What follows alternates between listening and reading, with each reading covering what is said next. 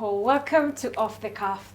I am your host, Sharon Kamau, and this is episode 6 of season 1, and we are so excited. And finally, guys, we have a man in this show. Where?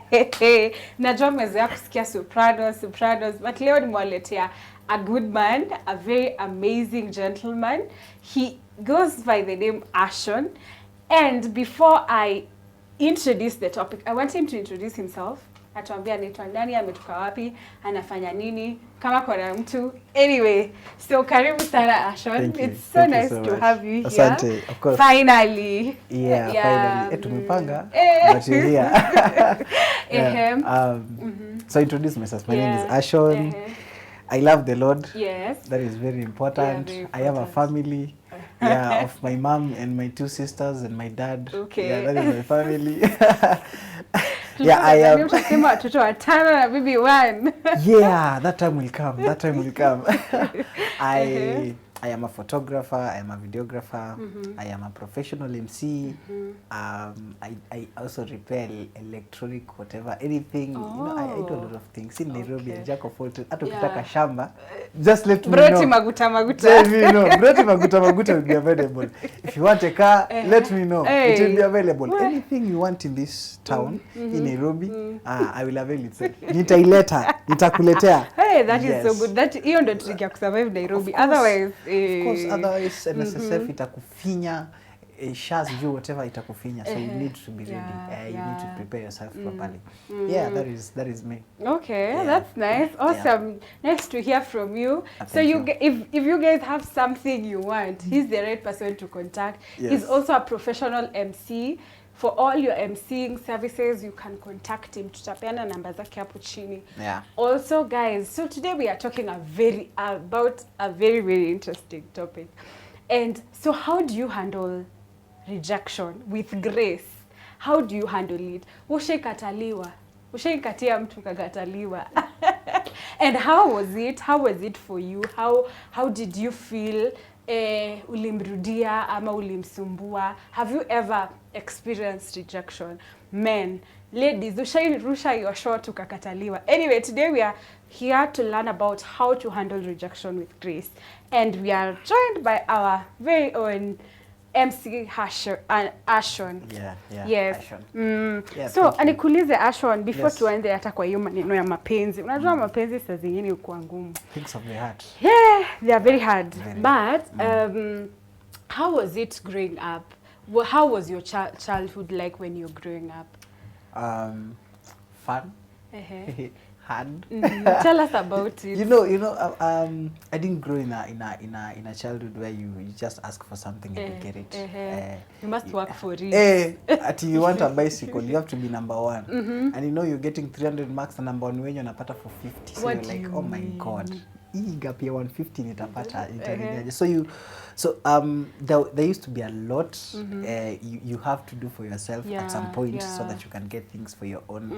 I remember there was one time I asked my dad to buy me a brick game. You know those brick games? Yeah. And he was like, no problem, I can get you a brick game. But ukiwa number 1, that is very okay. And I was like, oh my God. And let me tell you, it's that time you've dropped academically. Oh my God. Yeah, ulitokata kwa 300 skills unapata to 80 to 70 to 60 to 50.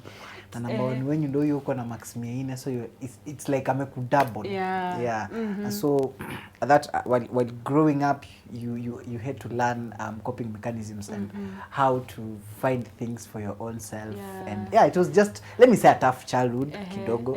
Okay, not kidogo. It was just tough. It was just tough. But we thank God we grew and we're here. But I can't say it was that easy that you just get anything that you want.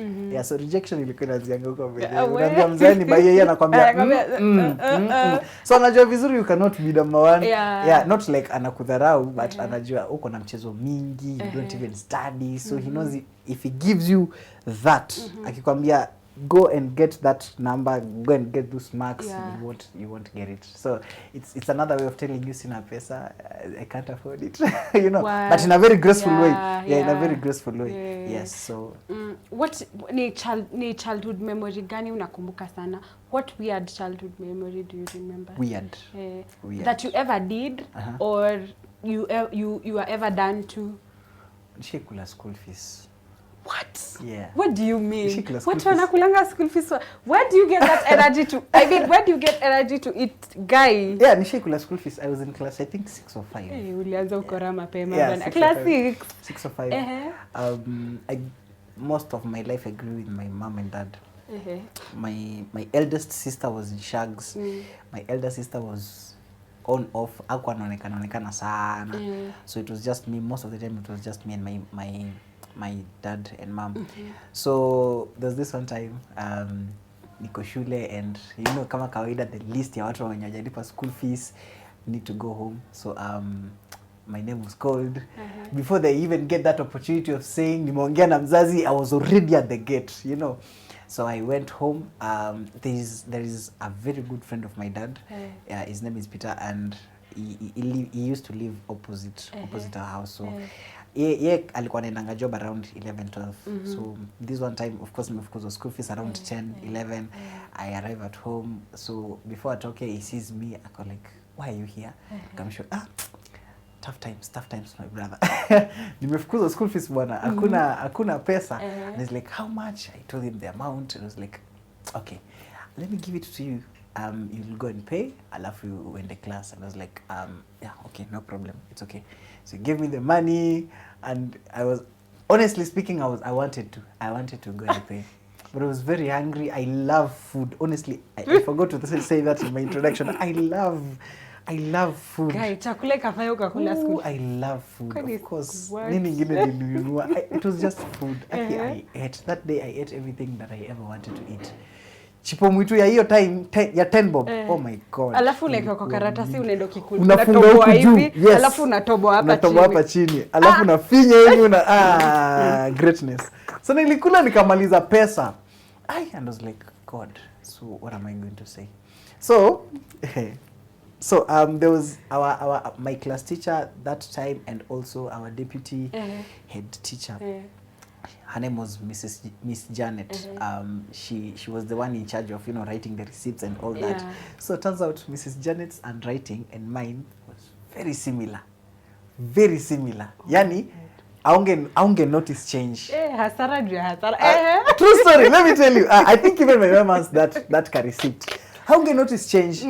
So my mom, so as we were approaching the end of the semester, my mom knows by there alikuwa shambwa, so she knows nimelipa school fees and everything is okay, everything is sorted. So we are approaching the end of the semester, and I was supposed to pay 50 shillings for exams. So I was given that 50 shillings. I went to pay. Oh, you did not eat. I did not eat this time. Okay. I paid because I had a strategy. I wanted to do something. So after I paid that 50 shillings, of course it was written 50 shillings only. Huko chini, of course, the amount now in numbers 50. Hapa juu in words 50 shillings. Exams, nini, alafu, just like that. And so school fees nilikula, it's 400. Yeah, your time we were not paying a lot of money. That was but 400 during that time. Yeah, it was a lot of money. Mtoto mdogo kama mimi niko na 400 nafanyia nini? So my mom so when I was given that receipt for exam, remember this madam's handwriting and mine is very similar. You cannot even notice the difference. So mali alikuwa ameandika 50 shillings only, now in words I put, you see that kanini, what do you call it, that kanini to indicate that there is a text missing. So you put that mark alafu hapo juu. It's called I don't even know. It's not a hyphen. It's not a hyphen. It's a what? Ile yenye. I know what you're talking about. Looks like inakaa hivi. Yes, inakaa hivi. Yeah. So inaonyesha there is a text missing, so you need to indicate that text hapo juu. So it's imeandikwa 50 shillings. So at the beginning of that statement I put that kamak, alafu hapo juu nikaandika 400 and alafu of course mwalimu akamalizia 50 shillings only. Hapa chini kwa figure where there is 50 now in numbers, I just added 4. Hapa mali ameandika exams, I wrote and school fees. So I did the examinations. I was si ati pia nilikuwa mjinga hivyo. I was smart. I was I think top 5 hapo when I did that exam. Hiyo ni max ya. Hiyo ni akili ya top 5. Ilikuwa okay. Ilikuwa huko page 2. So of course I wrote all that and I did my exams. Everything was okay. You know, according to the system ya shule, I still owe the school 400 shillings. But according to my parents and according to everyone at home, they know for sure that I've paid the full amount. As a matter of fact, sidaiwi. Mamangu anajua kijana yangu hana deni, amelipa. You know, my mom had to refund that guy. Yeah, he had to refund that guy. Of course, it's you know, just it's courtesy. So he did. So she did, of course. So after we did exams, of course, you know, in primary school, there used to be that meeting where parents would come to school and we would, you know, wanasema numbers and, you know, top 5, bottom 10. As we used to be awarded, top 5 tulikuwa tunapatiwa tu zawadi. Kalamu, kitabu and stuff, pencils, rubber and stuff like that. Yeah. So I was among the top students. My name was called, stood, they clapped for me, nikapatiwa, and everything went well. So it was now time for of course now for the speeches now from some of the parents who are in the PTA, whatever that association, Parents Teachers Association, yes. And the members and of course some of the teachers also to give their speeches. So after every class, after kila class wame announce the numbers and everything, of course, the teachers would give their view about the children in Indian stuff. I was a very cheeky boy. I was a very hard-headed boy. But then when are you a naughty boy? Mungu alinibadilisha. I'm telling you. If my mom comes here, she has a whole testimony. Hii podcast itabidi kwanza mtoe the original time. Mweke 24 hours because she has a very huge testimony. So the teachers now, I was in, I think in class 5 I think 6.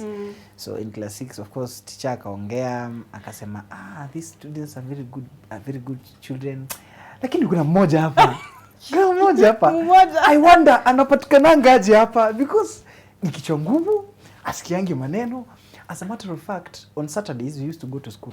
Now, when you go to school on Saturday, you used to go with 20 shillings. The tuition. Yes. Yeah, we used to call it tuition fee.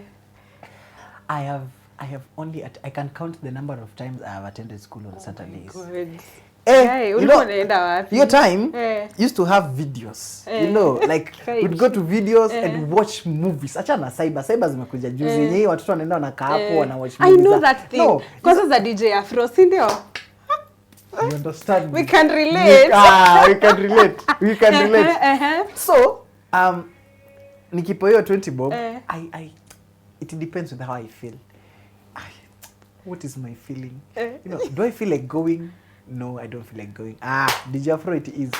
Let me tell you. Let me digress kidogo to pause this story of school fees. One time, I went to watch movie kama kawaida, and we went to a certain place. It's that ground is called Laini Saba ground. Just before the grounds, there is movies mbili that were very main. I think moja saya yuko, but hiyo yenye iko ndio nilikuwa ndani. So I went with my 20 shillings. Movie your time was 3 bob. 3 shillings. What do you mean? DJ from Zima, 3 bob. So those people walikuwa wajanja. So hawako aneka tu movie moja pekee yake. Walikuwa aneka movie yenye iko na part 1 na part 2. Yeah, of course. Usikie tamaa ya kuendelea, you know. Basi ni 6 bob tu. Yes, ni 6 bob. Na niko na 20 bob. Utabaki na 14, a whole 14 shillings. Unaweza hata watch the whole day. Na bado ukiwatch movie mbili anaweza kuongezea moja. So we were that friends, We were that friends with that guy.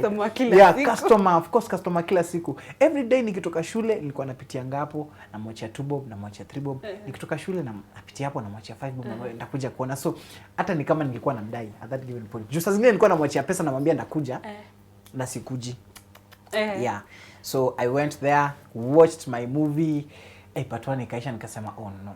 I cannot just let it go. Let me watch part 2. I paid 3 bob again. Part 2. So when part 2 was going on, I remember I remember that well. There is a movie Dijafro used to call it Kenyonyo. I think I know that movie. Lubricant or whatever the name in English. But Kenyonyo was the name. Yes. Yeah, I didn't focus on the English name. Kenyonyo was the name. Kenyonyo ilikuwa mpaka I think part 7 or 6. Yeah. So hiyo siku alikuwa ameka part 1 and 2. So kama ameka part 1 and 2, it simply means the next day kutakuwa part 3 and 4. After part 3 and 4 the following days juwezi fuatanisha tu. So hiyo ni Monday hadi. No, yeah, mpaka Monday ndio umalize movie. But now it's Saturday and I have the whole day. Why not? Let me enjoy my movie. So ukiwatch movie mbili because we used to go to school at 9. By 9 you're supposed to be in class. Alafu by 1 you're out. So that is 9, 10, 11, 12. That is 4 hours. So hizo ni movie mbili. So umemaliza. Kenyonyo mbili so umemaliza. Alafu unaingia hapo kwa ground unacheza ball for 30 minutes then you go home. Ndio mamako amini umetoka shule. Of course lazima uchafuke. Lazima uchafuke. So I went, watched the movie. Everything is going on well. Part 1 down. Part 2 it was going on. Msewa Njugu akakuja. That Msewa Njugu. My neighbor. He sells groundnuts. Alikuwa ananipata ngapo every time and ajawe ni setting. God bless that man. Yes. So akanipata hapo I bought njugu zangu za 5 bob. Mimi tajiri. Niko na 14 bob. So nikibai njugu za 5 I have 9 bob. 9 bob. Nabaki na 9 bob. Yeah, nilibaki 9 bob. Hizo ni movies zingine 3. But of course another day, not on Saturday. You know. So this guy comes, I buy my groundnuts, I'm enjoying the movie. Kwanza movie na njugu zinaingiana vizuri. Hata we don't realize you don't even realize kisha. Njugu ya 5 unakula movie mzima. Unakula. Kuna time una pause, unashtuka. You know, una relax, uko like what is going on here? You know. So the movie was going on, I was enjoying my groundnuts nini. Suddenly, all of a sudden, tukasikia zima hiyo kitu. Kuangalia hivi karao. Oh my god. So I was like, ukiniuliza age, how old do I look? Do I look 18? Ama nimeacha ID home. You know, like nishaanza kufikiria betadanganya. And why you a tiny boy? I was young. You were small. Pump nilikuwa kinono. So at least unaweza danganya age. Siwezi danganya age. I was very short. Sasa mimi ni mrefu. I was very short. Alafu kanono. So hata ningesema 18, hata polisi wangeangalia wacheke tu because it doesn't even make sense. You know there is a body ukiangalia na kwambia kwa 18 hata kama ni mfupi aje, alafu baby face, katoto hata this was azikukua as in nothing, it's just my hair. So polisi wakasema kama uko na ID songa huko. Kama una ID kuja hii side karibu na wao sasa. So I'm like which side do I go? You wadanganye niko na ID ama sina. Then I remembered the words of my dad. Sipendi uongo. My dad never liked lying. So niko like, let me just... Naona tuko wengi, wacha nijiingize hapa. After all, sisi ni watoto wadogo, tuwezi kufungua. Tutasamehewa. So, let me tell you the structure of this movie. Hii movie ulikuwa unaingia, unaenda ni kama unaenda chini. So inamaanisha huku juu imeinuka. Now hii side imeinuka, of course inamaanisha pia nje it's a little bit high. So now the police waliseti gari yao design. Ukitoka, if you pretend you can run, ukijiona wewe ni mjanja sana unaweza kimbia, unatoka tu kiingia sasa in their own cage. So gari yao imeangalia huko, wamewekea nao kimgongo. No, ile lori yao venye nakaanga. Venye tu unaenda ukiingia. Unaenda tu ukiingia kwa lori yao. Alafu sasa kuna nyoko huko ndani, ulikuwa unajifanya mjanja, unaingizwa na kofi. So I said, ama nikimbie. So wewe nikiangalia nikanono exactly. Lakini nikiangalia pia nje, there is a very abnormal darkness. Sasa kwa nini usiku? Si usiku ni mchana. Sasa ni venye wameweka hiyo gari. So huwezi ona nje vizuri. Hii darkness ya kawaida. Ama ni usiku. Lakini si I've only watched 2 movies. Kwani nimemkasa ngapi? I've only watched 2 movies. So I said wacha tu ni relax. So I relaxed. Tukaongelesha tukambo. Nyinyi ni watoto wadogo. Tutawabeba I was afraid. Leo nimepatikana. Taambia nini mamangu? Ati nimepatikana kwa movie. Kwa movie. Hata si kwa class, kwa movie. Saa ngapi? Saa 5. Saa class. So we were there. A certain mama, Aki, God bless that woman. She had a business there. She used to sell vegetables, aka kiosk to vegetables, kibandaski nini to chaponi nini and stuff like that. So she was like, akipolisi hapana, these are kids, wachini tu waende. Their parents will be worried. Alafu hawana simu, I don't even know. You know, the mama pleaded on our behalf. I looked at that mama pleading. I was like, we are kona mtoto, hawezi kosa. We are kona mtoto. And she understands. So the police were like, okay. So the mama gave out her 500 shillings that time. 500 shillings, my God. 500 shillings yake mzima. Kama school fees ni 400. I can imagine 500. Alipeana 500. Sha. Tukaambiwa tukote makaratasi hapo, alafu tutoke nje. So wakagonga lori, kasonga mbele kidogo, so ndio tupatie space. Kwani ilikuwa lori? Haikuwa ile gari Mariamu. Those people when they want to carry people, hawezi kuja na Mariamu ndogo. Mariamu itajaa haraka. Wanataka because they know movie kuna watu wengi, movie imejaa and it's on a Saturday. Movie imejaa. Yes. So of course ikasonga kidogo, tukatoka kila mtu tukichapwa nyaunyo, kila mtu yako. But kwani nikuulize, kwani kuwatch movie shida ni nini? You're young and of course hizo movie si ati zilikuanga content ya under 18. Okay, makes sense. So makes a lot of sense. Alafu most of some of those videos, some of those movie places aziko zinaonyesha movie. Yes, zilikuwa explicit content. Exactly. So Karao did not like watoto at all in these places. Kama unataka kuona movie onia kwenye nyumbani. Kama mna TV kwenye nyumbani ona jirani. Kama jirani ana usipatikane wewe jua tu venye utapata lakini usipatikane kwa videos. Huko ni watu wenye wako na ID. Yeah. So tuliacha tukaenda. So that is how, but now let's go back to since then by the way I had to go back. Sasa ilibidi nirudingi kwenda shule Saturday. So now let's go back to this other story. So school fees. School fees. So my class teacher my class teacher, because she was now the deputy headmaster, she had to give a speech huko mwisho ndio akaribisha na teacher.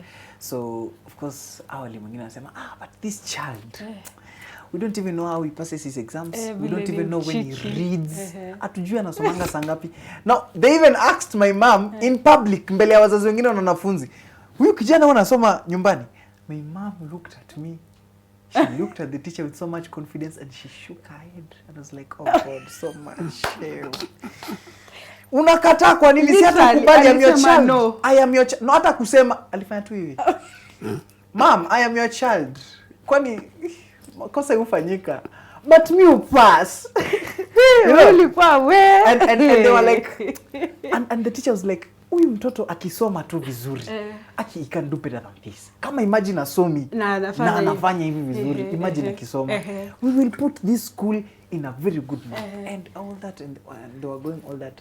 So after hapo now of course now they were starting now after now everybody has spoken out. It was not the time now for the executives now. Of course the deputy and the teacher wanafunga chapter. So the deputy of course is my class teacher, and she was like so of course you parents need to clear your school fees so that your child can progress to the next class. We will not accept them the next term if they have arrears the previous term.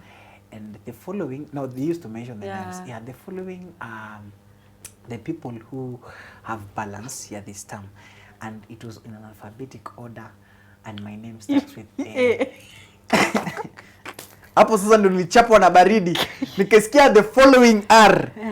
I was praying that she will forget that part, but God did not answer my prayer. God has his own timing. Okay. So this is what happened. She started with my name, Ashon. Oh my God. I looked at my mom. My mom, hata she was not even, akushtuka, because she was like, makosa imefanyika maybe in their whatever. So she mentioned everything. Now, one thing with my mom, anytime she would come, every day she would come to these meetings, alikuwa nakuja na receipt. So that in case kuna makosa imefanyika, she will produce a receipt. So after the meeting and everything, my mom produces a receipt. Unaniambia niko na balance bwana, na ndio hii. Mtoto wangu amemaliza school fees ndio hii. Walimu wanamwambia, okay, how comes? Enyewe it's very convincing. The teacher knows that this is my handwriting. Ukweli yezi kuwa handwriting ya mtu mwingine.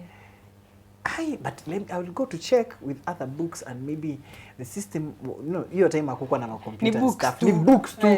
So lazima uchukue mavitabu wekele hivi kwa meza uangalie now how they paid, alifukuza siku gani, alirudi saa ngapi, because ukirudi they write your name down, umerudi at this time na umelipa this amount, hata kama ni 10 shillings. They will record everything in that order. So my teacher was like, I will go and check, alafu I will call you when tukifungua term. So I was like, I have a whole need to enjoy, a whole August to enjoy. When we were during that time, of course, nilikuwa nafanywa to birthdays. Now my birthday is normally in August 24, and so 24 nikafanywa of course birthday yangu. Kama kawaida, of course mimi mtu kichwa ngumu, but of course nimepita mtihani. That is the most important thing. Yes, and nikafanywa birthday and everything was going on well. After sasa tunafungua shule September. My mom was like, I remember there was something I was supposed to follow up. Acha nikitoka kazi nitapitia. But she was very busy now. The second week, ndio sawa tu akaanza kufukuza school fees. So nikafukuzwa school fees tena, nikaandikiwa area yangu ni now ya this semester na 800. My mom was like, no way. Kwani yeye mkuangalia vitabu? She called and the teacher was like, no, nimeangalia vitabu. As a matter of fact, siku tulimfukuza, he did not come back to school. My mom was asking me, did you go back to school? I was like, yeah, I went back to school and I paid. Ndio imeandikwa hapo 400 shillings. And I had so much confidence and I was asking the teacher, si ni handwriting yako teacher, kwani nani ndo aliandika hapa? God bless that. Mungu tu awabariki. Sasa nikuulize, does she ever come to know that story ni yangu? The receipt is fake? Story ni yangu. Mama amekama kwa ofisi na sasa unajua every teacher is there. Every teacher is there. Yani walimu wote, it's a staff room. Principal ni head teacher kwa pale, deputy teacher kwa hapa, senior teacher kwa hapa, alafu sasa other teachers wako hapa. In fact, classes zimekuwa suspended because of me. My mom is there and I'm there. Tunabishana. Mwalimu si ni handwriting yako. Kila ukweli ikipitia kwa other teachers wanamwambia ni handwriting yako wewe kata. Sijana atasema yes, na junior handwriting yangu and I think I'm the one who wrote it. But how comes akona balance? How comes 400 shillings is missing? So tukasumbuana hapo. Nikaulizwa, hiyo siku ulirudi shule? Nikamwambia yes, I came back to school. Now, mali niliuzwa is that in primary school they used to read the register twice. In the morning and in the afternoon. Before tuendelee classes after lunch. Ndio kama ulitoka lunchtime, tutajua ulitoka lunchtime na ukurudi. So in the morning jina langu ilisomwa saa 2. Of course hiyo bado tulikuwa tumefukuzwa. But in the afternoon haukusomwa. Tukachukua register. Ashon, this was the date. And in the afternoon ukukua. Where were you? Hapo sasa unajua. Ungesema ulirudi after imesomwa. Sasa hapo unajua uwezi fikiria haraka. Juu umeshikwa, you never know this is coming. Umeshashikwa. So niko like wakaniangalia wakasema hapana. Bring a book. Yes, siku tulisoma nini? Afternoon tukaangalia mpaka sasa waoni walianza sasa ku follow up. Afternoon walikuwa nafunza nini? Wakaona kitu walikuwa nafunza. Wakaangalia, okay. Alafu najua they used to insist in your notes write the date. Yes. So everybody used to write the date. Ukosa kuandika date kwa notes zako kiboko. So they called one student. Wakaangalia notes zake, aliandika date. So this is what we learned. Au kuniambia this is what we learned. Sawa. Bring a book. Mimi nikaleta kitabu yangu. Wakafungua kitabu. Ali-smile. Alisema handwriting. They knew. Wakajua huyu si mimi kumbe si mimi. Ukijana nilijiandikia. So they were like so you wrote for yourself. And now that is where the drama came in. Sasa hapo ndo nilishikwa, nikachapwa, hata shuleni nisameo deni. We didn't pay. Like, you put too much effort not to pay. Wacha tu tukuachie. Juu umeinsist sana. Wacha tukuachie. And that is one of the weirdest that's things. weird. I think weird and fun. That is fun. You're very cheeky. Guy. I think utaanza tukiongelea other stories, utaniita niwapea another one. But yeah. That is how I grew. And that so did you ever experience rejection when you're growing up? Rejection niko. In class 6, same class. There was this class ilikuwa na drama. there's this lady alikuwa anasumbua shule mzima. Alikuwa pretty. Very. Her name was so ulianza kupata kujua wasichana mapema. Mapema sana. My sister used to, you know, alikuwa ananiambia cheki ile dem. Kwanza kwa ploti kuna kali kadem, kuna, you know, like my sister hakuwa ananifichanga, alikuwa ananiambia cheki endo patie ule and stuff. So in class 6 there was this lady, her name was Sheila Odhiambo. She was very beautiful. Udem alikuwa na kila mtu alikuwa anamtaka. From class, what were class 5, and she was, I think, 2 classes behind me. She was in class 4. So unapata maboy wa class 5, 6, 7 and 8 wanamtaka. She was very pretty. Alafu alikuwa na kamudi. So ulikuwa unadhani ako class 8, class 7, but she was in class 4. So she was she was very beautiful. So one time so nikasema today I'm going to shoot my shot, whatever happens. Akitaka nipige risasi, it's okay. Mtu aje kufa jua kataliwa. So so I told my friends hapa unaenda kurusha points. They must know I have lines. And you see, my sister used to write, you know, kitambo used to write lyrics of songs in like a book. So me I didn't know these bongo songs. Me I was introduced to R&Bs. You know those 2000s and 2010s R&Bs. These ones I knew the lyrics, so nilikuwa natumia hizo lyrics kama mistari. I don't even remember what exactly I said, but nakumbukanga nitumia ngoma mzuri ilikuwa Chris Brown ama ilikuwa nani. So it was evening, people were going home. It was around 5:30. It was a very bad weather, kulikuwa kuna kakunyesha. So I was like, we were just the two of us, and teachers walikuwa kwa staff room. Other students were leaving, kaambia because the weather is bad, tulie tuone kama wewe jua inaweza waka kidogo, voice tuone kama mvua itanyesha, tusitoke tunyeshewe. She was like, okay. She was arranging her books, ready to go. So I was helping her arrange her books. I was like, like the good guy that you are. Gentleman, 101. So I was mrembo. So like, Santi. And I was helping her. Kitu kaniambia tuseme ikutoke. Nikasema, naweza kwa deni yangu. She paused, she looked at me. Mimi niko na chali. Okay. Rejection 101. Ndio nimekusudia kupanga vitabu. Kwanza nikapose. There is no way I'm helping you to arrange your books. Na uko na chali, mbona chali yako hayuko hapa? No, I'm not selling. But like literally you're thinking that way. Mbona chali yako hayuko hapa? Kaambia, uko sure nakupenda. So I'm insisting. Uko sure nakupenda? She's like, usijali. Mimi niko na chali. Hiyo weka hapo, hata sikuweka. Kaanza kumwangalia. I felt bad. Kaambia uko sure? Kaambia ama nikupe time ufikirie. Nikupe time ufikirie. She was like, haina juu nipe time. Niko na chali. I was like, oh my god, what am I going to say that will convince this lady? So my mom used to, every morning while I was coming to school, my mom used to give me 20 or 30 shillings ya kubuy breakfast because nilikuwa natoka mapema na yeye alikuwa anatoka hata mapema zaidi. So time anatoka ndo ananiamsha. So she did not have that time to prepare breakfast. Alafu my dad pays yamka ati prepare breakfast. Yeye alikuwa analala anatoka time yake. So akinipatia 30 bob, 10 bob napelekea dem ama namba ya mandazi.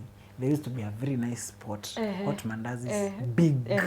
Hiyo wakati mandazi ya 5 ilikuwa kubwa. I know those things. I know those mandazi. So I bought for her. I used to buy for her 2. 4 nazika kwa mfuko. Nampelekea 4 zote. 4 ni zangu. 4 ni zangu. Nilikuwa na mbaya zake 2. Hata kama napenda msichana but I also love myself. I have to take care of myself. Yes, of course. So nilikuwa nampelekanga 2. Anachukua. Na siko na boyfriend. Mbona unapelekea mtu ako na boyfriend mandazi? Unaweza kataa.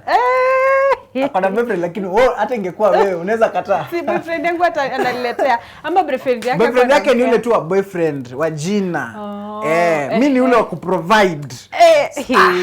Provider. I have seen that. Yes. So after I think 2-3 days I was like, umefikiria? Akaniambia sijui. I don't know, hiyo time sijui mtu akipenda tu mtu amempenda. And she was like, nimefikiria lakini mimi niko na boyfriend. I was like, msichana na umekula mandizi zangu hizo siku zote. Are you serious? So it was very hard to accept the rejection. And I went to tell my friends, Sheila amenikataa. Akaniambia Sheila amekataa watu hii shule. You're not the first. Mbona hamkuniambia before niende? And my friends were like, ai jitume labda anaweza kubali. So in lunch times, hizo masaa za lunch ni nini? I used to sneak out the ways to be a certain lady in her home. Walikuwa wanauzanga very good ice zile za karatasi. Si zile za mbao. Achana hizo za mbao. Hizo za mbao. Najua hizo. Hizo na ice pop, lakini ni transparent. It was one bob or two bob. Yes. Yeah, so nikaenda na baia na mletea. But after umekataliwa bado? After nimekataliwa, I'm still living in denial. Aki mapenzi wewe. Nampelekea. And she's like, thank you. After a few days tena ndio namuuliza. You have seen what I can do. Ulifikiria hiyo story? She's like, yeah, but niko na boyfriend. Akasema, what in God's name is this? It's gay. Kwani boyfriend wako anakupanga nini yenye mimi sikupei? Wewe tu una provide. Yeye na provide, sister. Tu bob zangu zenye umekula na 5 bob zangu. So much money. She was like, no, but me have. Hizo ni movie ngapi? Usinikumbushe. Hiyo wakati sikuwa nafikiria hivyo. Sasa nimeanza kufikiria hivyo, nimeanza kuumwa. Nitaanza kumtafuta hapa. So akanikataa and my friends were like, buda. Wewe si wa kwanza lakini usijali. There are other ladies. I was like, mimi sitaki mademu wengine. I want that one. She was very beautiful. Huyo ningepata tu at least tu aitwe demu yangu. Hiyo shule ningeheshimiwa. Ningeheshimiwa hata na watu wa class 8. Ningeheshimiwa na watu wa class 8. Kubag hiyo demu ilikuwa big deal. Ilikuwa very big deal. I would like to see that. But I didn't, and I was like, it's okay. And I had to move on, you know. I had to move on. Of course kulikuwa na wasichana wengine wenye walikam kwa shule and stuff like that, but of course I had to move on. Yeah, and that is so that is primary. That is primary. Now you're all grown up. Umepata bado do you still go and katia madem ama ulipigwa character development na No, nilichapa character development primary, ingine high school, hata campus nimechapa character development, hata huko nje. Nimenyoroshwa. So in my life it's like I was created to find love, but it's like God is telling me, my friend, that is not your purpose. That is not your. It's not yet time. Yeah, it's not yet time. Mbona unakimbia? So now you are rejected. Acha tuongelee ya huko nje. Do you want to give us that story? Okay. Ya huko nje. Sitasema jina yake. Of course you do have you don't have to say the name. This lady, okay, we dated for quite some time. But akanikataa later. This lady, let's call her X. Let's do what other people do. Yes. Let's call her X. So X, we dated for quite some time. I was in campus. Few months. After I was a very sasa nilikuwa nishaokoka. Mekuwa good boy. Baptized with the Holy Spirit. I was like, God, direct me to the right one. So of course I was not directed. I directed myself. To that one. And we dated for quite some time, and it was quite of a toxic environment kidogo, and she just told me niaje, I don't want you. Just like that. Akenda. We used to study in the same school. She was in part-time. She used to do part-time studies. I was a regular student. In the story of ingine. We will talk about this another day. The things I did. The things I've done for love out here. What you did? What did you do? We will talk about that another day. The things you did for love. Yes. Just to show that I love this guy. So in after umekataliwa. Tupa your story. Give us that. We have all the time in the world to listen to it. Make it short. Let me make it short. I would syndikize this girl to a stage. You know, my classes would end at 5 p.m. So from 6 endo alikuwa anaingia class yake. And sometimes even class yangu ingeisha 3. But I would wait for her. Mpaka akuje class? Amalize. Sio class yake inaisha saa ngapi? Class yake inaisha 8. Na class yangu for example, let's say imeisha 3. So I'll wait for her until 5:30, 5:40, 5:50 akiingia. We talk, we vibe, aende class. Nimpeleke mpaka kwa mlango ya class. You are this romantic. Msinionange hivi huku nje. Don't see me like that. Msinidharau. Nilikuwa nampeleka hadi kwa mlango wa class. People used to know that these guys are dating baby. Nilikuwa napeleka hadi kwa mlango wa class. Even lecturers used to know. So I'm a date. Nilikuwa nampeleka kwa mlango wa class, namfungulia mlango anaingia, namfanyia hivi lecturer. Lecturer anaangalia na smile. And I go. Not going home. In the school mali nilikuwa nasomea, you know shule za town ziko kwa buildings. So ground floor, was it first floor? Shule yetu ilikuwa kuanzia third floor mpaka fourth floor. Now first floor kulikuwa na PS, PlayStation. Yeah, you pay 100 bob, 150, yeah, you play for 1 hour. So sometimes I'd go there, chill and with my friends, nini, play kidogo, alafu I time myself. Ikifika 7:50 unamuendea kwa class. Yeah, it's time. Namuendea nampeleka stage. Na tukienda stage, nikimpeleka stage, tuwezi tembea tu. She must be chewing something. Yeah, she used to love chips. Sasa yuko na pesa. Niko campus bana. Kazi kidogo tu hapa na pale kufanya watoto kufanya watoto wa shule projects, kuwatengenezea magazine and stuff like that. So tu pesa kidogo. Sitasema. But kuna siku nilimtumia fare yangu. Oh my god. Alafu katembea. Ni ile ask my shoe. Na ni usiku saa 2. Nilitembea mpaka home. Sasa home ni wapi? Kibra. From town. Na ni usiku. What? Hai, wanasema nini wewe? So I'd make sure she's chewing something. She used to love chipda and crips. Na siwezi kubaia crips ya 10 ana chipda ya 10. Why? 50, 30, vitu kubwa. Chew until you're tired. Sasa hiyo already ushatumia so huku nje ya PS ukimngojea. Yes. Sasa nikishanunua hii chipda, kama sina pesa inabidi I walk back home. Sometimes I'd go to a stage na Kamagera gari moja alafu nadandia. So wanajua mimi Kamagera alafu nikifika stage yetu nashuka naenda home. Yeah. So ilifika tu mahali udema kaniambia sikutaki. Rejection. Mapanga. Alafu mapanga. So how do you handle this? Now, one of the most difficult things in our generation today is one of the most difficult things to handle is rejection. True. And people have different ways of responding to rejection. And I say this all the time. If you want to handle something in a very good way, first of all, you need to surround yourself with the right people. Yeah. They will help you. That is the first thing. They will help you navigate the hard times. You know, when you cry. When this guy, do you cry? Yes. Do you? Niko na pili yangu moja nimesurvive nayo. Na nilisema hii sitawa itupa. Nimesurvive nayo since niko campus. I think niko nalala nayo bado kama naishi kwa mama. Nilihama nayo. Nilisema hii pillow knows my pain. Siri ya machozi yangu. Siri ya machozi yangu. Ni Mungu anajua lakini pia hii pillow inaelewa. You know? And sometimes it's hard. Uko like and people have gone out of their way to do very crazy things, so that they can be accepted back. People have used almost every money that they have so that they can be accepted. And umekataliwa. And I see me, for example, honestly speaking, sometimes I look back and I thank God through these rejections, even though I used to insist, they didn't take me back.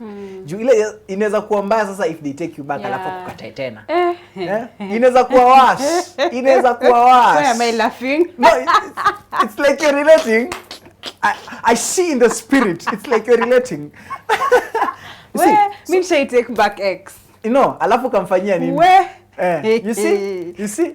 My love story is so, how do you handle rejection gracefully? And especially rejection ya mapenzi?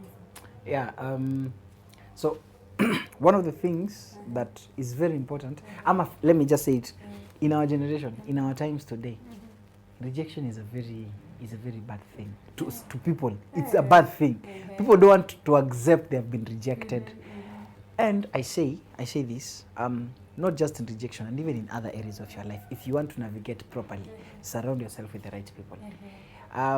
When I'm looking at the Bible, in the book, I think it's 2 Samuel, chapter 11, David was sitting at the rooftop and was looking at things if you read the Bible, verse 1, it says, this was the time where kings are leading their nations to war and their cities. Yeah. But other kings are in war. David is on a balcony. And that is where the enemy that is where the enemy decided, you know what, let me take this chance. And so when David was in the balcony, he looked around. And on that very balcony, you know, during those times and their houses, their castles, they were built differently.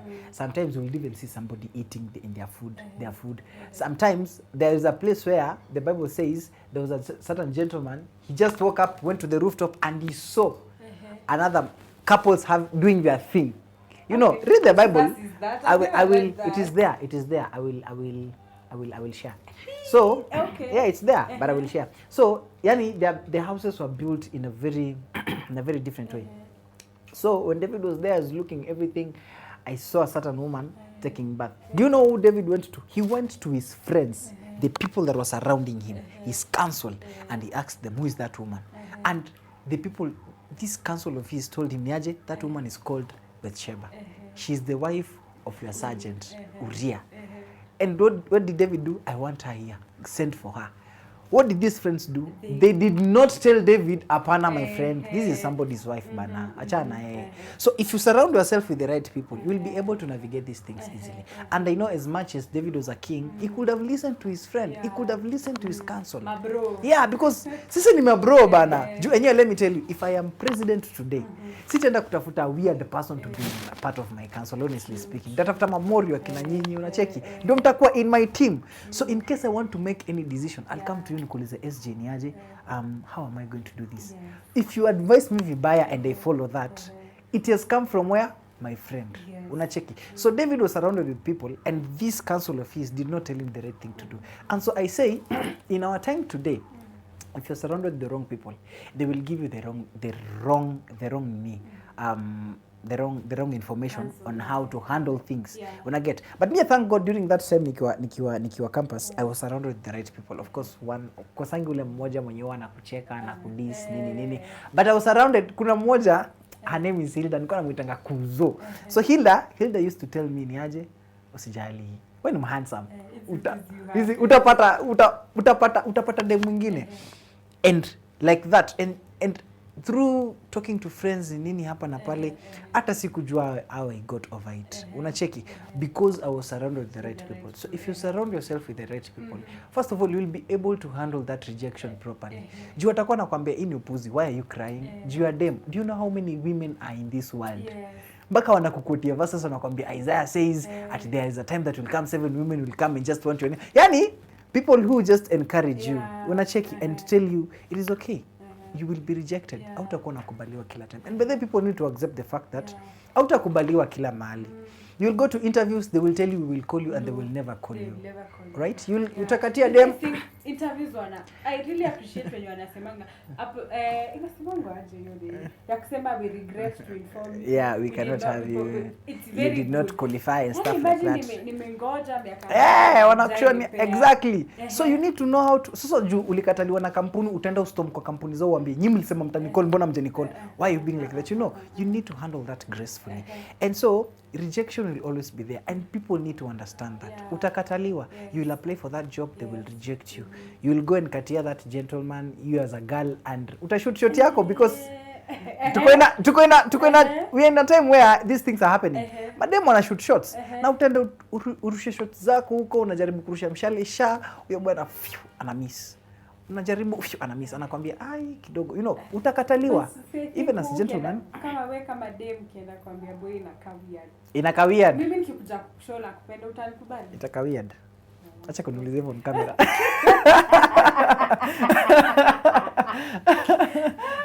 but you get my point. I get your point. Gentlemen will go and katia a certain girl, and that girl will tell her, talk to my hand, my face is busy. You understand? So utakataliwa. It's normal.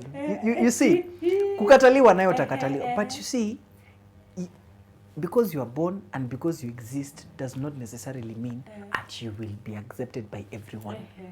You will not be accepted by everyone. Even Jesus himself, he stood up in a synagogue at a certain point and he was preaching the word, and in one of his statements aliharibu tu maneno akaamua kusema I am the Messiah, and everybody was against him mpaka wakamkataa, and he said sawa, haina shida. And alikataliwa, hata yeye alikataliwa in his father's house, and he had to exit because he understood si kila mali utakubaliwa. As a matter of fact, hata wale watu wenye unawajua vizuri kabisa ndio hata watakukataa. You see, so that is one of the most important thing that you need to understand, that in our time today you need to surround yourself with the right people, so that when anything happens like rejection, they will help you navigate it. Because if I get rejected today, I will call you and tell you, hey SJ, kuna dem fulani, and you see, you will tell me, kimeniramba, nimejaribu kurusha mamishale nini, anazishika tu anavunja, and you'll advise me niaje Ashon. It happens, you don't worry, take your time, heal.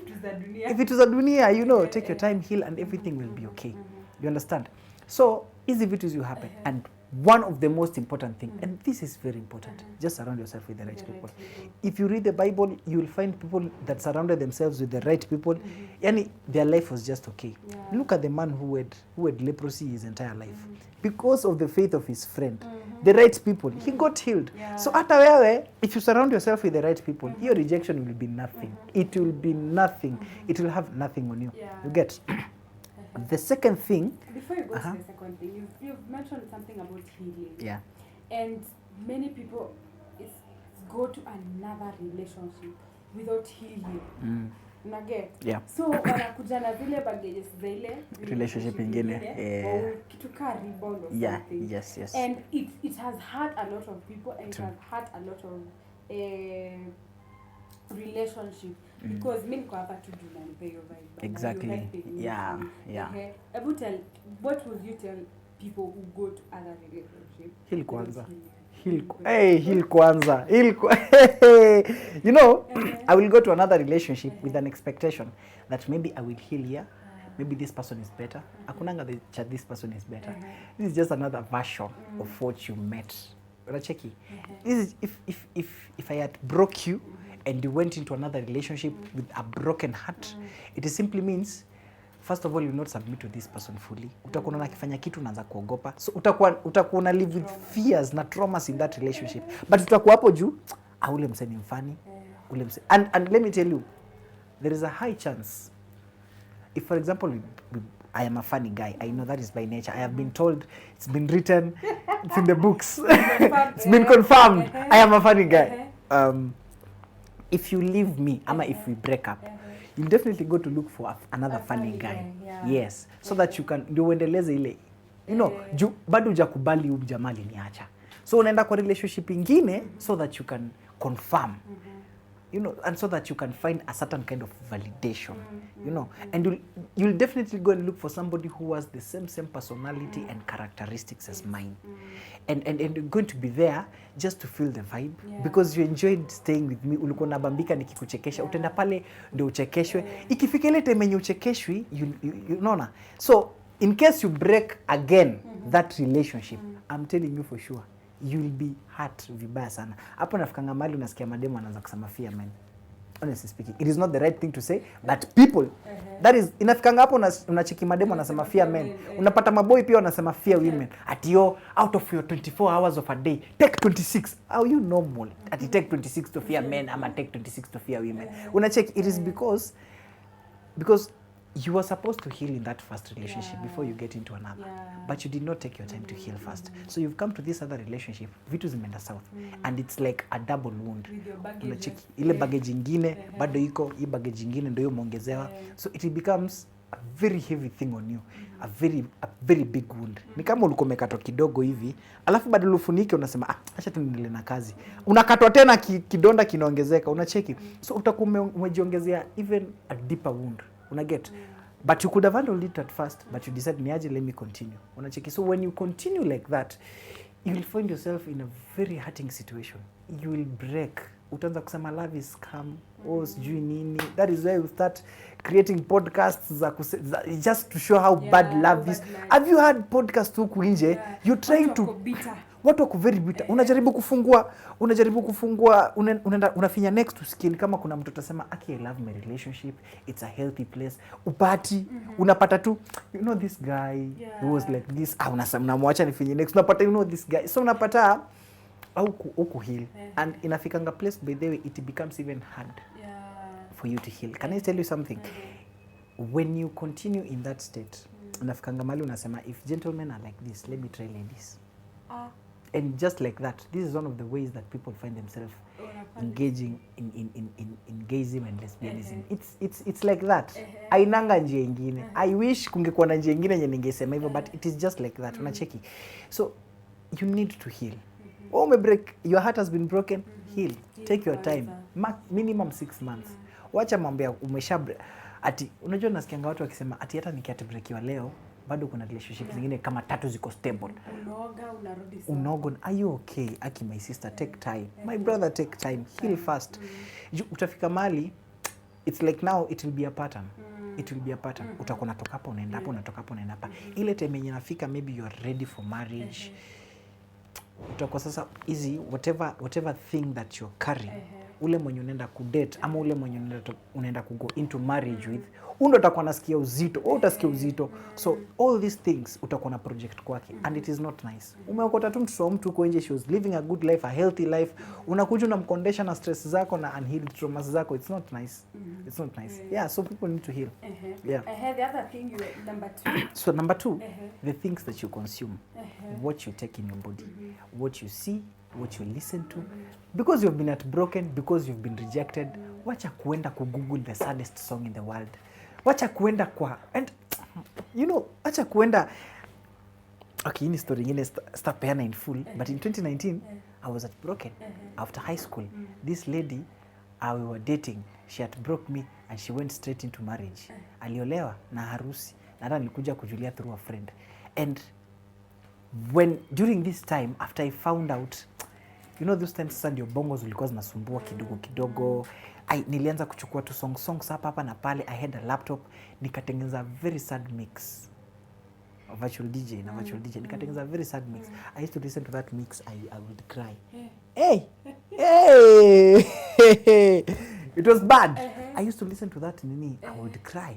And because of the things that I used to take in, because of the things that I used to consume, the things I used to listen. Unaenda kuona movie, ukienda kwa cyber kutafuta movie na flash disk yako, aulizi movies zenye zitakuchekesha, aulizi movies, unatafuta tu movies zitakulilisha. Yani because unataka sasa ati nataka nilie nitoke. You know, that mentality.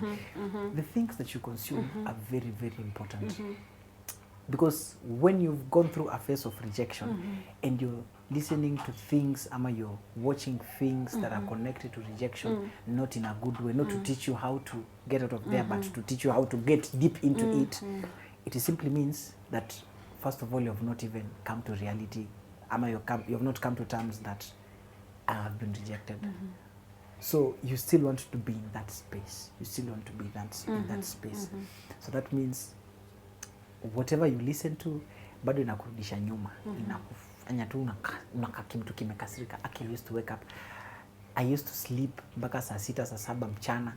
Hata mamangu alikuwa anaogopa kuniamsha. As a matter of fact, mimi kwetu nikienda na nilale, no one wakes me up.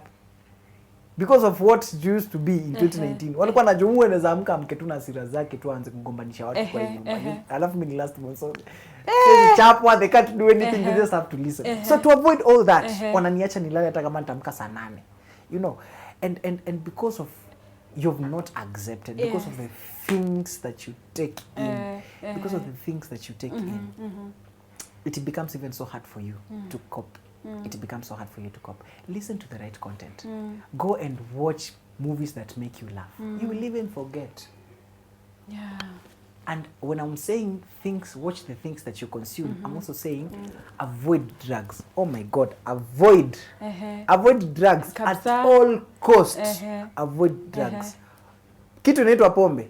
Ukisikia nafaa unakimbia. Any kind of drug. Ukisikia nafaa you run. Because these things zitakufanya ukwe mjinga. They will utatrend kwa Nairobi Gossip Club. Kibaba kilikuwa kinalia kwa gari ati juu amekataliwa. You understand? Avoid these things. Drugs will make you feel like you're okay, but when you wake up you will feel even more terrible. You will feel more terrible. So avoid consuming things that will take you back. Make sure if you're watching something, watch something that will make you laugh. You'll forget for a minute or two. It's okay. So what are these things that you're supposed to consume? ukiingia pale YouTube like this is the right content to yes, consume, of course. off the cut of course this is the right content to consume, course, definitely. and utafute worship songs, happy songs, any songs that make you happy. Si vitu zinakukumbusha how you were broken and rejected. Go and watch sermons, go and watch even cartoon. Cartoon make you happy, animations they make you happy. Consume those things. Wacha stop eating yourself to sleep. Kuna watu wanakulanga tu mpaka walale ati juu even the way they have cooked their food, cook your food in a very happy way, eat in a very healthy way, kula vitu healthy. Wacha tu kukula anything ati because your heart broken. Utakuja kunona hapo unakaa sijui kinini kitambi Siko heart broken. Hapana. Consume the right things. Watch the right things. Listen to the right things. Even if you go to people and they are talking about rejection, listen to how they are talking about it. If they are talking it in a very wrong way, in a negative way, run. Ukisikia hiyo podcast inasema love is scam run. Love is a beautiful thing. It is a beautiful thing, guys. Love is a beautiful thing. Ask people who have gotten married. They will tell you love is beautiful. Ask your pastors who have wives and husbands. They will tell you love is beautiful. So listen to the right things. Watch the right things. Acha hii maneno ya kuenda kutafuta podcast ya somebody who was broken, mwenye sijui alipatikana sijui wapi kwa kimocha stand and stuff like that. Hapana, avoid sad stories. Go and listen to the right things. Yes. So that is the second thing. The third thing, kubali, accept.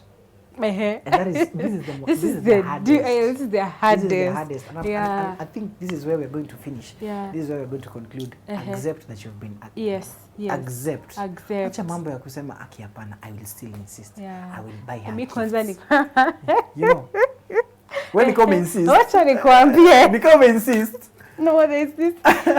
You know, lakini nakwambia mimi my love story is a movie. There's another ex I had. Hey, this guy, I am so sure he's going to watch this.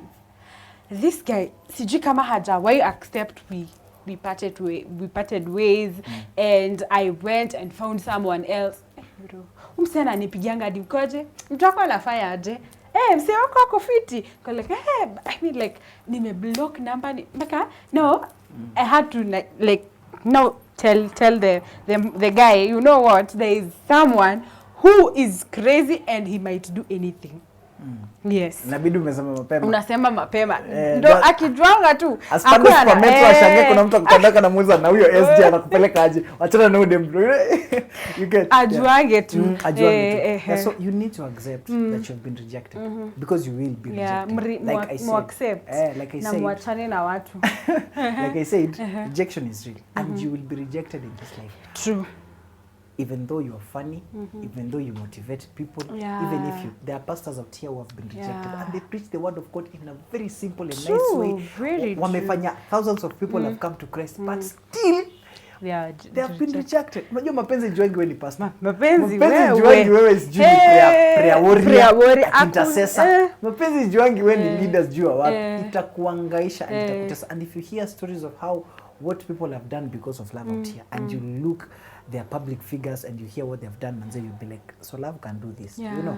So you need to accept that anyway I will be rejected. It is not a matter of a team. You know, I'm a fine woman. I'm beautiful. How comes this boy rejected me? Look at my body, I'm fine. Look at my hair, I'm okay, natural. I don't even apply makeup. Apana, you'll be rejected even with your natural face and your beautiful fingers. You'll be rejected. True. So you need to accept that anyway, in this world that you are living, si kila mtu atakukubali. Listen, my test is not your test. Your test is not my test. Exactly. True. So there is something that you're looking for in a man. However much tunakanga na wewe na nakuchekesha. Maybe wewe hata upendi funny men. Unacheki, maybe you just love serious men who lead and are very serious with their things. Unacheki, someone will be very commanding and sema do this. Uko like mimi nakasaprano kangu hapa nakuja kukuchekesha. You know, it will not make sense to you because that is not what you want. Unacheki. However, and that is why you go like, you're a good person, but you can't. You understand? And even when you tell me that, I have to accept that I'm a good person. First of all, take that positive statement. Acha na hizi maneno zingine. Receive the positive side. Lakini watu wanafaa wache kutumia hii statement. It's not me, it's not you, it's me. Yeah, it's not you. I want to work on myself. I want to work on on- myself. No, it's okay, work on yourself. Acha wanako. And ukikataliwa, just accept it with grace. I have been nimekuwa rejected, and it happens. One of the things that leads to so many cases of femicide and GBV is rejection. If you don't accept that I've been rejected, if for example we're dating and we live here and they tell you niaje, and we talk and you're like, Aki Ashon, I am tired with this relationship. I don't think I can do it anymore. I shut this door, nifunge madirisha, nifungue ufa, nipandishe sauti juu na TV, alafu nichukue kisu nikukatekate, and just like that. Why? Because I have not accepted I can be rejected. Men need to understand, however fine they are, with those beards and everything, they can be rejected. Women need to understand, however fine they are, with however God has blessed you, you can still be rejected. It's not, utakubaliwa kila mahali. Utakubaliwa kila mahali. Unacheki? So this is something that happens. And the earlier we accept this, the better. And we are going to save our country. We are going to save so many young women and young men out here if we just get in a place where we accept that enyewe nimekataliwa. Let me move on. You will find another lady, beautiful. There are very many beautiful ladies out here. There are very many beautiful men out here. Unacheki? So history ya ni wewe tu ndo nataka. Wacha mambo ya ni wewe tu ndo nataka. That is nonsense. Go and sit down. In fact, as a matter of fact, nasikianga kuna memes nasemanga end up to town, look at women. If you're a man, look at women. You'll see. Utasema hata ule mwenye unakuwa unasema hata wewe unataka si kitu. You understand? And I'm not trying to degrade women in any way. I'm just saying there are beautiful women out there. Hata wenye wanapita town, they are beautiful. Utatoka hapo uende place nyingine, you'll find even more beautiful women than those ones. So women are everywhere and they are beautiful. Men are everywhere, they are handsome and they are fine. All right? You need to accept. And they have different characteristics and personalities. So hautapata kenye saa zingine you'll even get something better than what you are looking for in another person. So you need to accept that. Kukataliwa ni kawaida and it is part of life. Yes, it is. Na lazima ukataliwe before lazima your character ikuwe built. Before you find the right one. You know, if you don't know how to handle rejection, one day you will have children. And they will come to tell you, Daddy, there is this girl, amenikata. Unajua, because you don't know how to handle rejection. Because you forced that lady into that relationship and marriage. And it will never work. You will not even know what to advise your children. But because you have navigated through this thing in your early days, unajua kitu yenye wafaa kufanya, so you'll be able even to advise. And let me just mention this. I tell people, and I repeat this, I always, because one of the things that I watch out for, me I believe I have not been called for this generation. I have been called for another generation. You understand? Because there are so many people who have been called for this generation. And God needs people who are going to stand for the next one. If you will have children, they don't need to go through what you went through. Yes, you know, and this is something that I say, and it has been said so many times that every generation rises with its own fears. Every generation rises with its own burdens and patterns. So for instance, I did not handle rejection well in my days as a man. And I get into a relationship, marriage, nini, kids are coming. It means when my children will be rejected at one given point, I will tell them, atemekukata, insist. Atemekukata, enda umfungie kwa nyumba tuone kata kata. You know, I'll be feeding my children the wrong information. But for the sake of my generation, for the sake of my children and for the sake of my children, I need to know how to handle rejection right now. Before even marriage, before children, before anything else, I need to know how to handle rejection right now. So that even when that generation comes, they will find a very safe space of information. They will find a very wise person, you, me, and any other person who is watching this. They will find a very wise person who will tell them, Niaje, this is how you navigate. You will be rejected. Surround yourself with the right people, you know, and stuff like that. Watch what you consume. Usiende kujifungia kwa room yako upstairs at because I was rejected by a certain boy, and you're just there as the man of the house uko like, wachana naye aliye. Apana, go and talk to them and tell them this, what you're doing is nonsense. And give them the realities of life. Tell them, as young as you are, you'll be rejected. When you grow old, you'll be rejected. You will apply for jobs, they will reject you. You'll go and katia a certain girl, she will tell you no. Unacheki. So it is something that will happen.